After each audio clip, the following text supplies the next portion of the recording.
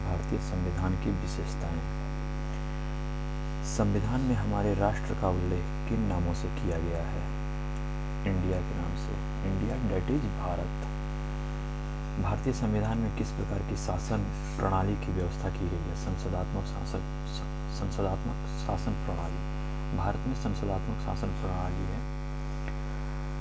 संसदात्मक शासन व्यवस्था में विधायिका का कार्यपालिका पर नियंत्रण होता है। विधायिका का कार्यपालिका पर नियंत्रण, विधायिका जो कानून बनाता है। अध्यक्षात्मक शासन प्रणाली का आधारभूत तत्व क्या है? एकल कार्यपालिका। भारत की संसदीय शासन प्रणाली एवं ब्रिटेन की संसदीय शासन प्रणाली के मध्य अंतर का मुख्य बिंदु कौन सा है? न्यायिक समीक्षा। न्यायिक समीक्षा या न्यायिक पुनर्विलोकन। ये न्यायिक पुनर्विलोकन कहाँ से लिया गया है? यूनाइटेड स्टेट्स ऑफ अमेरिका से, जो कि ब्रिटेन में नहीं है। यही अंतर है अपने यहाँ की शासन प्रणाली में और ब्रिटेन की शासन प्रणाली में। भारत का संविधान परिसंघीय है। यह किससे निर्धारित होता है? केंद्र और राज्य के मध्य शक्तियों के वितरण से यह निर्धारित होता है कि यह भारत का संविधान परिसंघीय है।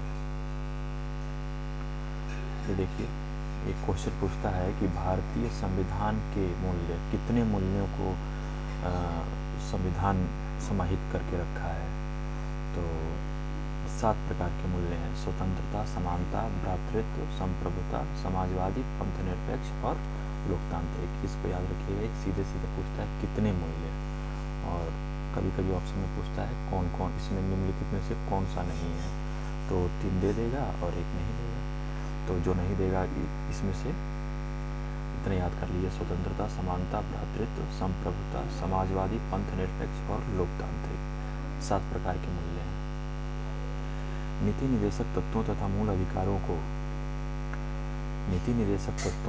मूल अधिकारों को संविधान की आत्मा किसने कहा है? ग्रेनविल ऑस्टिन ने। ये पीसीएस में पूछ चुका है।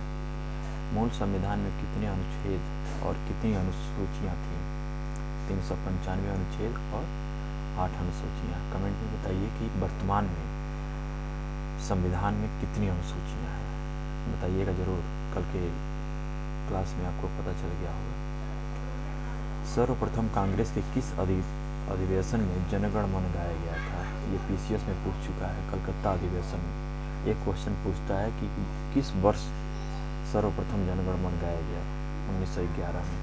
कलकत्ता अधिवेशन जो 1911 में हुआ था, वहाँ पे जनगण मन गाया गया था। राष्ट्रगान के गायक का मानक समय कितना है, यानी कितने समय में गाया जाता है? ये तो बच्चा क्वेश्चन है, 52 सेकेंड में। भारतीय संविधान की जटिलता के कारण इसे वकीलों का स्वर्ग कहा जाता है। भारतीय संविधान अधिक कठोर तथा अधिक लचीले के मध्य एक अच्छा संतुलन स्थापित करता है। ये कहा था केसी व्हीलर ने। केसी व्हीलर ने ये कहा था कि हमारा भारत का संविधान न तो ज़्यादा कठोर है, ना तो ज़्यादा लचीला है। भारतीय संविधान अंशतः कठोर और अंशतः लचीला है, न ज़्यादा कठोर है न ज़्यादा लचीला है। ये कहा था केसी व्हीलर ने। भारत अर्ध संघात्मक राज्य है, यह किसने कहा था? केसी व्हीलर ने। भारतीय संविधान के बृहद होने का क्या कारण है? संघ तथा राज्यों का एक संविधान, एकल संविधान। जैसे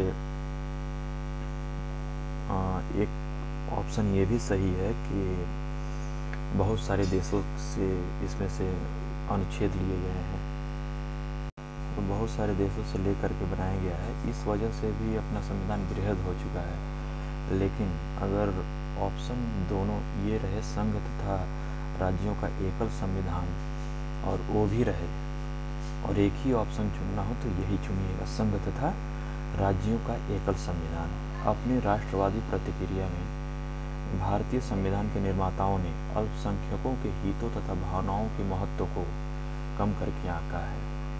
यह कथन किसका है? आइवर जेनिंग्स का। ये जब हम शुरू करेंगे तो मेंस का, उसमें इसको हम विस्तार से बताएंगे। भारत में राजनीतिक सत्ता का प्रमुख स्रोत क्या है? जनता, यानी संविधान की सारी शक्तियाँ किसमें निहित हैं? जनता में। भारत की जनता में। कोई भी संविधान कितना भी अच्छा क्यों ना हो, यदि उसे क्रियान्वित करने वाले बुरे व्यक्ति हैं तो संविधान भी बुरा हो जाएगा। B.R. अम्बेडकर ने कहा था। संविधान को संघात्मकता के तंग ढांचे में नहीं ढाला गया है, भीमराव अम्बेडकर ने कहा था।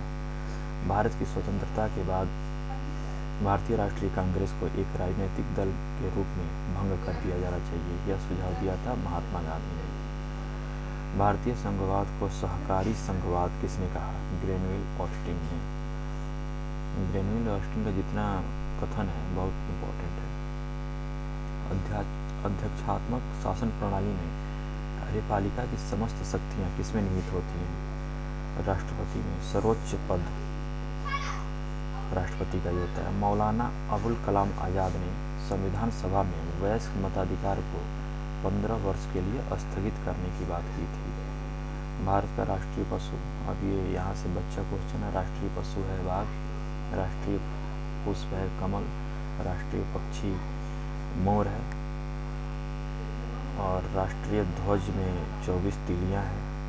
आप लोग एक क्वेश्चन और बताइएगा कि उत्तर प्रदेश का राष्ट्रीय पशु क्या है? उत्तर प्रदेश का राजकीय पशु क्या है? उत्तर प्रदेश का राजकीय पुष्प क्या है? और उत्तर प्रदेश का राजकीय पक्षी क्या है? कमेंट में जरूर बताइएगा।